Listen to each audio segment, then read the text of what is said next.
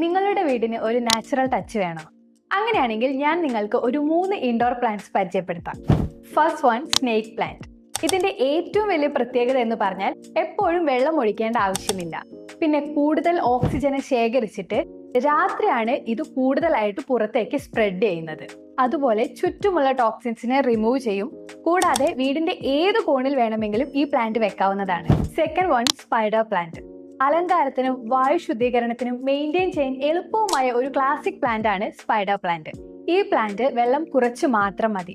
അതായത് മണ്ണ് വറ്റി എന്ന് തോന്നിയാൽ മാത്രം വെള്ളം ഒഴിച്ചാൽ മതി. ഇത് ടേബിളിൽ വെക്കാനും ഹാങ്ങിങ് പോട്ടിൽ വെക്കാനും വളരെ എളുപ്പമാണ്. അതുപോലെ തന്നെ ടോക്സിൻസ് റിമൂവ് ചെയ്യാനും സഹായിക്കും. Peace lily.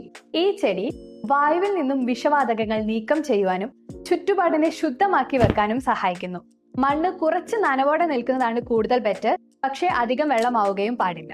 പിന്നെ പ്രകാശത്തിൽ നന്നായി വളരുന്ന ഒരു ചെടിയാണിത്. അത് മാത്രമല്ല, വീടിന്റെ ഏത് കോണിൽ വേണമെങ്കിലും ഈ ചെടി പ്ലേസ് ചെയ്യാം. ഈ 3 പ്ലാന്റ്സ് നിങ്ങളുടെ വീട്ടിൽ പ്ലേസ് ചെയ്യുന്നതിലൂടെ നിങ്ങളുടെ വീടിന് ഒരു നാച്ചുറൽ ടച്ച് കിട്ടും.